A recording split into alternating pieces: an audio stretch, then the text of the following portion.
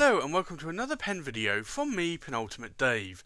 So I have here today with me 5 pens, and these pens are pens that have been loaned to me by Ray at Vintage and Modern Pens, and these are pens that he's actually had commissioned, and I'll show you why, because these are a little bit special. You don't tend to see these types of pens every day. So they come in a variety of different colours here. So we have a red, a blue, more of an olive green, again a slightly lighter blue than this one, a more jade colour green, and then a sort of almost like a brushed aluminium style black, sort of brushed effect. It's not a polished smooth effect. Now these, as I said, these are commissioned pens that Ray had made, and because these are handmade, there will be slight differences amongst the pens. Like you can see here, slight tolerance differences here in terms of the length of the pen, and typically you will get this on pens that have been handmade, because you are not always getting down to the fine millimeter in terms of dimensions, whether or not it's the cap or the length or even maybe the girth of the body. But these are pens that are actually quite interesting. So first off, these pens are actually made of ebonite. Now if you don't know, ebonite is actually a hard rubber or a vulcanized rubber, and it was a material developed by the American chemist Charles Goodyear, and this was predominantly around 1800 to 1860 and was extensively used by nearly all leading pen manufacturers from the late 1890s to the present day. So if you look at any kind of, say, vintage fountain pen, whether or not it's a Waterman or a Parker, you'll typically find that they are made of ebonite, or effectively hard rubber. Now these don't really sort of feel like rubber like you would say with a car tyre or a bicycle tyre. These are more of a hardened, vulcanized rubber. But these are really what pen makers started off making with, sort of really in the 1800s and 1900s. So this is really sort of going back to the roots of pen making. It's a slight cigar shape. You've got a slight taper going on here towards the end of the cap here, and also the end of the body. Now there are no clips on these pens, and you can see here the finial, cap finial just goes to a point there, and likewise the same here with the body. So it really is more of a sort of cigar shaped pen with no clip. You can use, if you prefer to not have these roll across the desk, then you can use a roll stop or potentially a pen pillow or something along those lines, and that's what I tend to use a lot of the time. But these are vulcanized or hard rubber ebonite pens. Now if I unscrew this, you'll see why again these are a little bit more special here, because this has, all of these pens have a Franklin-Christoph 1.9mm music nib. So this is a very, very wide nib, and you can see there it's effectively like a stub nib. So you get your extra fine, your fine medium broads, your double broads, and then you get onto your stubs typically. So that's like 1.1, 1.3, sometimes even 1.5, like Twisby do a 1.5 stub nib, and the stubs typically for the most part don't have any tipping on, and you can see there's no tipping on this nib whatsoever. But this is a 1.9mm. Because this is a music nib, you can actually see that this has 3 tines, not the 2 tines that you would normally have on a regular nib. So this actually helps to cover the ink across the full width of the tip of the nib, and also actually improve ink flow as well. So you tend to typically have dual channels here on these feeds, and that allows you to keep up with ink flow. So this comes with a plastic feed or an ABS plastic feed here, but it really flows well, and I'll show you this in a little bit. But I wanted to show you really that nib. Now if I unscrew the body here, you'll see that it comes with a standard Schmidt converter, and these threads are typically quite smooth as well. Now in terms of the pen being ebonite, a hard rubber, a vulcanized rubber, it does smell a little bit if you put your nose to it, but it doesn't smell, it's not a potent smell of rubber. Typically I have a lot more other pens, like I have some Edison Colliers that actually have a much more potent smell, if you were to say smell inside the cap versus this pen. Like, you don't notice any kind of smell on ebonite, just a very, very faint scent of rubber smell, and it doesn't feel like rubber. It actually, because it's a hardened, vulcanized ebonite or rubber, hard rubber, it actually feels very robust, very strong, almost like an acrylic. So it really has a lot going for it, and it's easy to shape as well. So there's this one which is the what's called the Misty Red, which is actually quite a nice colour. And then you have the blue. Now this is typically called the bright blue, and you can see why, because it is quite a blue, quite a bright blue there. Now again, 1.9mm music nib, and these are all cartridge converters. Now you can see there again, Schmidt cartridge converter. There is a lot of threads here, so that's just one thing to bear in mind, but you're not typically unscrewing these pens in terms of unscrewing the section from the body on that much of a regular basis. So you will find that these are polished ebonite, so they do leave a little bit of fingerprint marks, so you may want to just polish this off just with a standard cloth. Now I did mention about size differences, so you can see here there's a slight difference in size. Now this one here is the olive green, and I do like this colour. This is actually really nice, and again it's a 1.9 music nib. These all come with 1.9 music nibs. So in terms of the size of my hand, you can see here this is actually a really nice size. Can you post the cap? You actually can.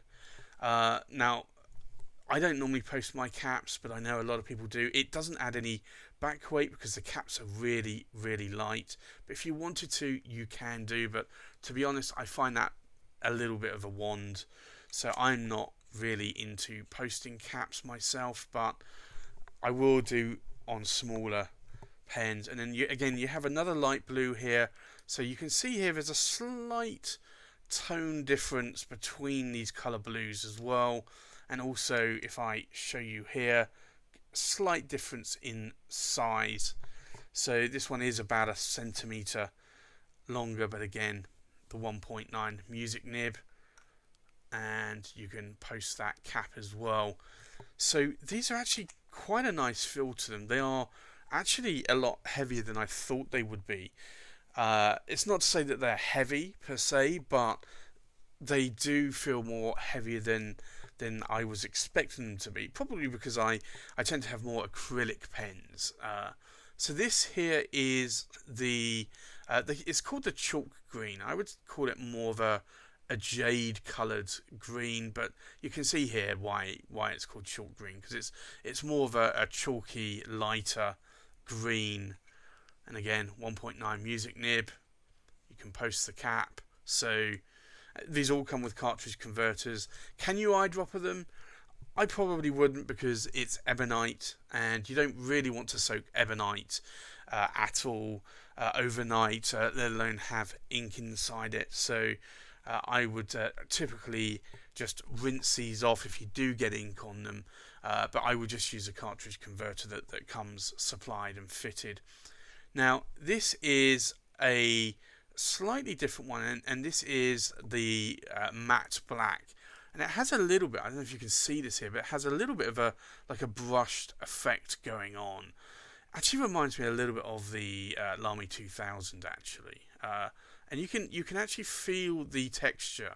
It's not as smooth as the glossy polished ones. And again, 1.9 music nib, but this one though has a lovely black nib, so you can see there. And again, because it's the music nib, it has 3 tines.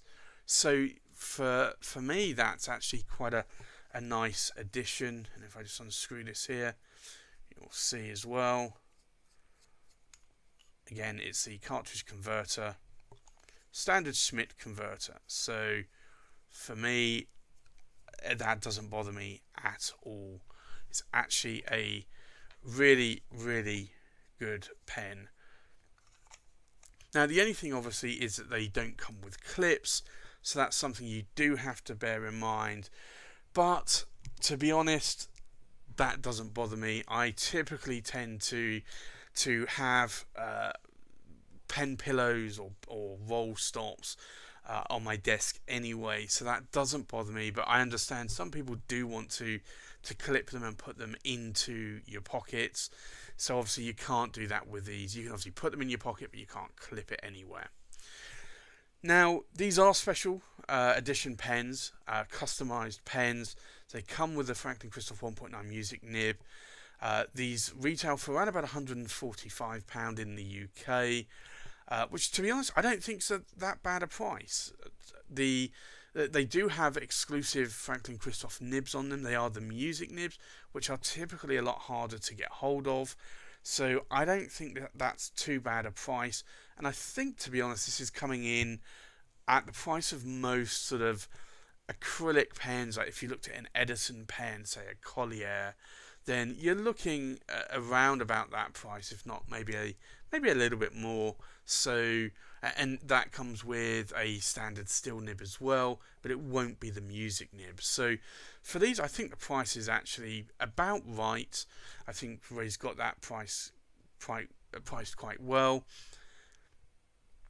He does also offer some 1.1mm nibs for these if you don't want the 1.9 music nib. But to be honest, I do like these music nibs. So these pens do come in a cardboard tube, so you don't get an expensive pen case, but you do get a recyclable pen case here. It has the Vintage and Modern Pens stamp on there. Now if I remove this, what it does come with is a felt pouch, and in here you have the pen. So I think let's do a size weight check, and then we'll do a comparison. So in terms of size, we are looking at around about 145mm in length. The cap is around about 58mm in length. If we look at the size of the pen, and this is to the tip of the tines on the nib, we are looking at about 142mm. So that's really getting into oversized territory. And if we do a weight check, this is uninked, so we're looking at about 24.5 grams for the pen. So that's not a bad weight. I did say that I thought that this was actually a lot more weightier than I thought it would be, but I'd say that that's quite a good weight. In terms of the cap, we're looking at just over 5 grams, and then the body, we are looking at, if I can stop that rolling, probably getting on closer towards 18.5, just under 18.5 grams. So to be honest, that's probably about the weight of most acrylic pens. So I think let's try and do a little bit of a writing sample. Now, I'm not a good calligrapher, but I will give this a little bit of a try. So this is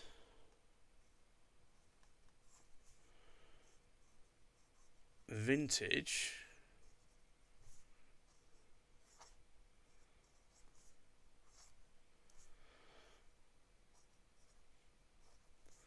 And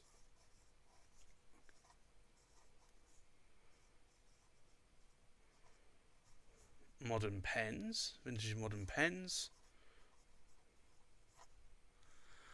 And this is what's called the RAW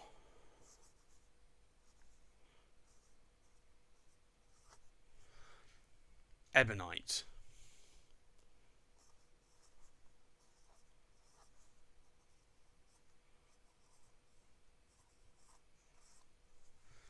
So you can see here, in terms of the line variation, you're actually getting quite a lot. So in terms of the downstrokes, look at the amount of ink that's providing.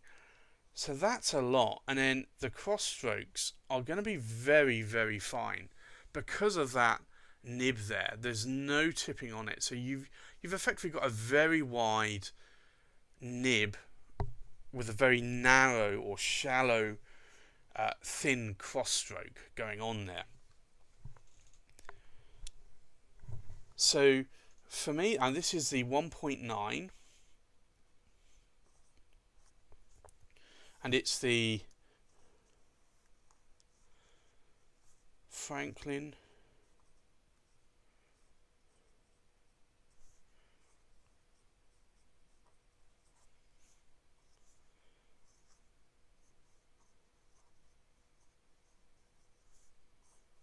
Christoph.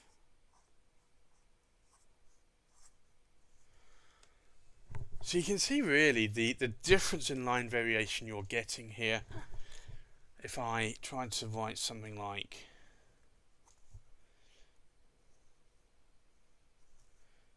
calligraphy maybe.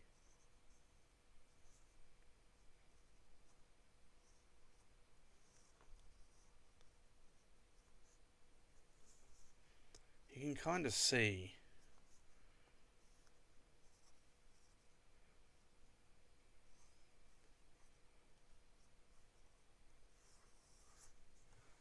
that it actually does look quite good. So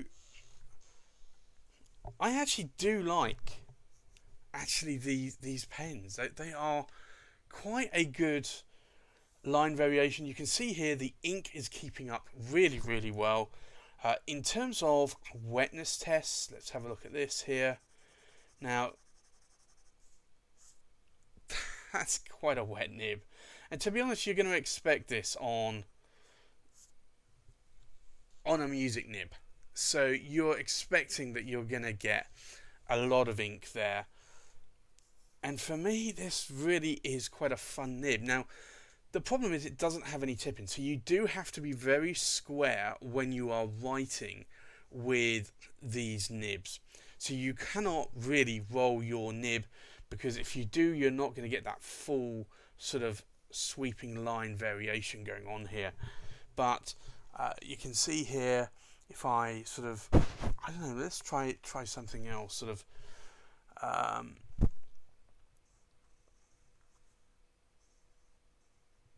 you can see that you can get quite a lot of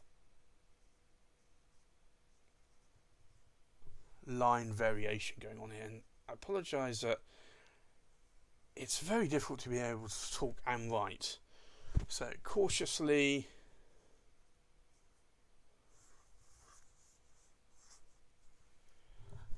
and then I say, let's try something else.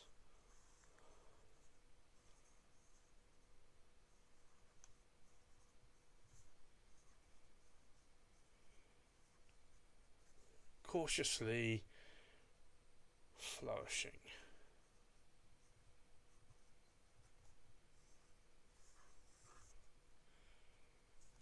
And you can see there that there is quite a lot of line variation. Now, in terms of, it's a still nib, you're not going to get anything under pressure normally, but you can change your line variation. So you could do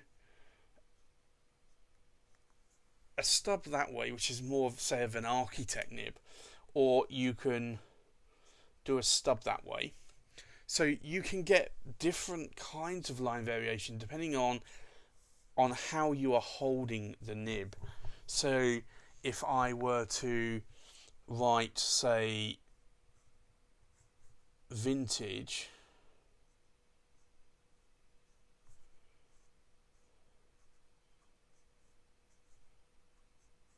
like so,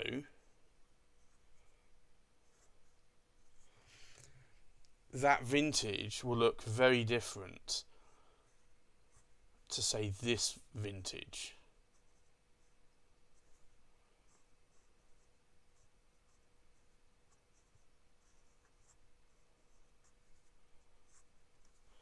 So you can get quite a lot of line variation going on, but you're not going to get line variation in terms of flexing the nib, because that's not the kind of line variation that you're going to get out of this. But these are actually really nice nibs.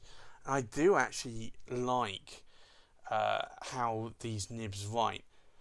I'm not a calligrapher, so clearly I'm not going to get the best out of this nib. However, I do think that these nibs write very well. They keep up with the ink flow. There's no issues here because of the ink flow, because of the 1.9mm nib with the 3 times. You're going to go through ink a lot quicker than a regular nib, so you will probably be filling up the cartridge converter probably a lot quicker than a regular nib. But you can see here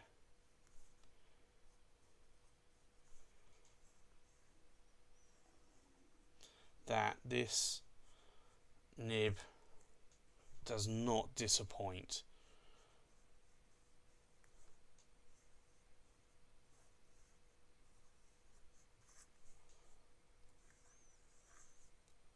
And it's a very wet nib.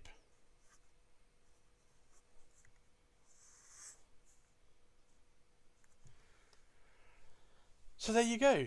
That's the review of the vintage and modern pens, and this is the RAW Ebonite pen.